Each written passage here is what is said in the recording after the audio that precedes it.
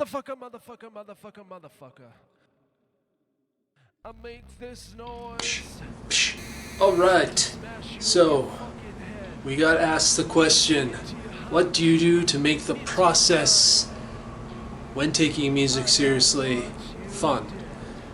So, as I stated in the first video of this little two-parter episode, if you're taking music a little bit more seriously but you want to keep it fun, or you're trying to keep it fun, one of the ways of doing that is setting a challenge.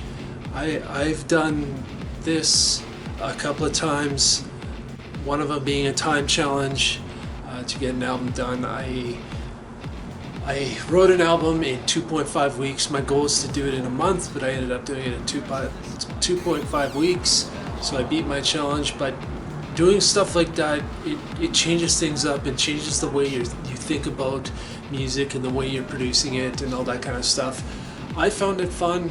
It may not necessarily be what you find fun, but it is something that you can try out and see what it does for you. You do learn a lot of new things when you do that, and you learn of ways of quickly making sounds and all that kind of stuff with whatever gear that you're using or substance that you're using to create that album. Another way of making things fun is changing the timing of your song. So instead of it being 4/4, try 3/4 or something like that. I haven't done this a whole lot, but it does make you think in different ways. It makes you think of lyrics differently. Another one that I find highly inspirational and a lot of fun is trying to use limitations, like setting limitations on gear that I'm using, or setting limitations on soft synths that I'm using. For instance, one of the albums I wrote called Darkness Rise, that album was a time challenge, but I was also specifically using a specific synthesizer to create the sounds with in the songs on that album. I strictly wanted to use that synth to do everything, and I made it a challenge and goal to just use that synth and create every single sound just with that synth. Once again, you learn a lot of new ways of doing things, and it can be highly rewarding. Another thing you can do is, when you're writing music or even coming up with ideas, sampling odd or obscure sources. In industrial music, any music nowadays can use different sample sources, like, for instance, taking something from a D movie, something so obscure that no one would really get unless they're like, either into what you're into or whatever. But try sampling things from like a D movie or something like that, or even old news reports, or things that you just haven't heard other people do. I've sampled various things that I have not heard people sample. Another example is Snatch It Back and Hold It. I think that's called off my album Darkness Rise. Once again, that was a time challenge, but I sampled Johnny Mnemonic with Keanu Reeves. I know that has been sampled before, but the sample I specifically used was when the actor Ice-T popped up on the TV screen and he says, snatch your brain back and hold it, or something like that. And that actually kind of inspired the lyrics to the song and kind of what thematically I was going for that song. And it just turned out to be it worked out really well. And doing things like that can be really fun. It adds a little bit of personalization. There's other things you can sample, like maybe you take a rock and hit a fucking tin shed or something, or whatever it is. Just different sample sources. I know there's a lot of sample packs out there. I mean, you could even use sample packs. The thing that you might run into with sample packs, though, is that once you've bought the pack, there might be or found a free pack, there might be other people using those sounds, so you have to be mindful about that.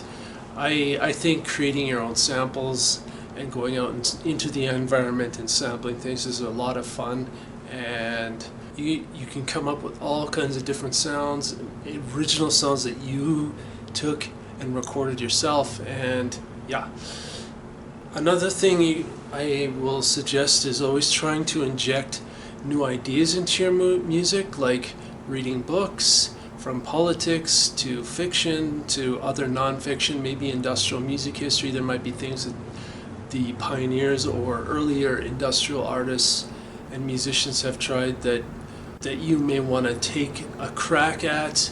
I would also suggest listening to music outside of the genres that you are creating. So if you're creating something like industrial metal, maybe listen to pop music or country music or some other fucked up genre that you may even hate. You never know how it's going to inspire you, or it may even make you angry, but sometimes even that can inspire new music and new ideas and new songs.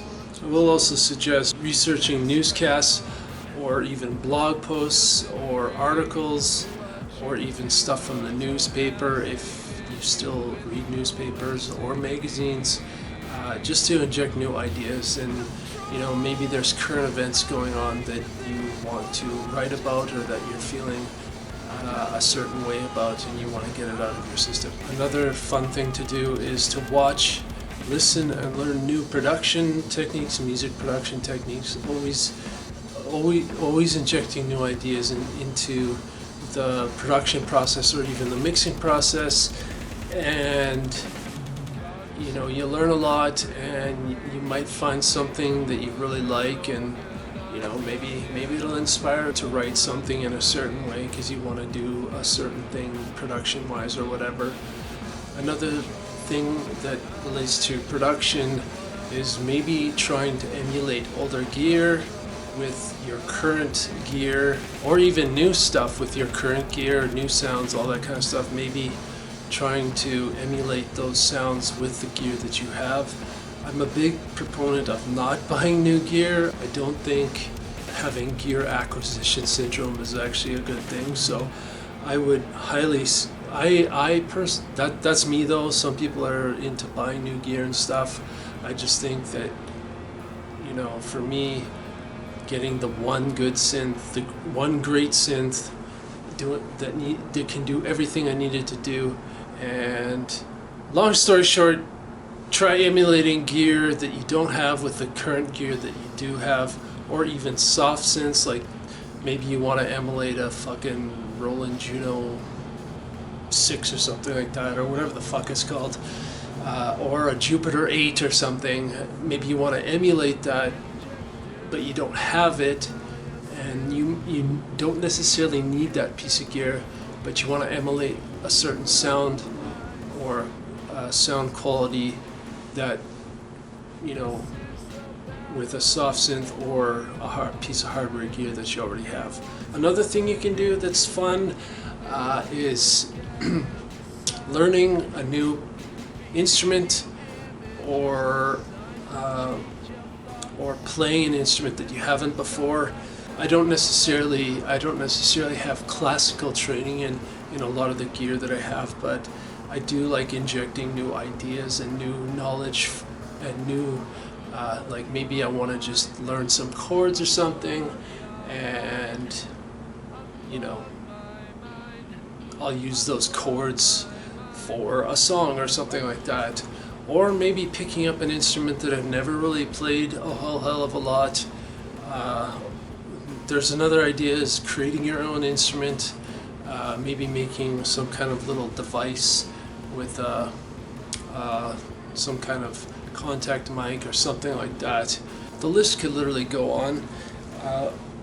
There's so many things you can do to keep it fun, even though you're taking your music career seriously. Actually sometimes even going out to, for me, like I like going to other events and other club nights or goth industrial nights, to friends shows and stuff like that, because you never know what can, being in an environment where you can celebrate and socialize with other people can actually inspire you, and you have a whole shit, at least I find I have a whole shit ton of new ideas, and then I come back to the studio and start injecting those ideas into the music and all that kind of stuff. So for live performances, I would say, you know, when you're trying to keep your live performance fun, you know, maybe when you're writing something, maybe think of the ways you're going to play it live, or maybe you have specific gear that you're going to use and utilize in a certain fashion, and you know, just try and think of ways that you can make the performance fun. You know, try new ways of playing things, like maybe instead of playing a synth line, you have a piece that's sampled and then you're triggering it somehow or something like that. Yeah, just play around with your performance aspects, like maybe watch other performances of your idols, you know, take notes from what they're doing and maybe inject some of those ideas and doing it in your own way. Those are some ideas of how to keep it fun. You know, there's all kinds of things you can do. There really is no limit to what you can do. It's really based on what you find interesting, what you find fun, and always keep those things in mind, the fun things, and always try to inject them into your writing and performance processes. I will also say, as a little bit of an extra piece here, is that even like when you're recording, like I find this is really fun, is you know, getting dressed up and putting on eyeliner and all that kind of stuff, getting in a performance, you know, shirt and pants and all that, and you know what I would normally wear for a performance, and the makeup that I would wear for a performance, and you know, just getting dressed up. Sometimes that can change things, and I personally find it fun. You know, I think it not only does it help you get into the mindset of being in the studio, but it also, you know, for me it is fun. So I hope you enjoyed this video. If you did, give it a like. If you have any questions, please leave them in the comments. If you feel this video has value, please share it with your friends and maybe your musician buddies or whoever. And if you feel this channel has value, please subscribe. Thank you for watching. See you in the next video.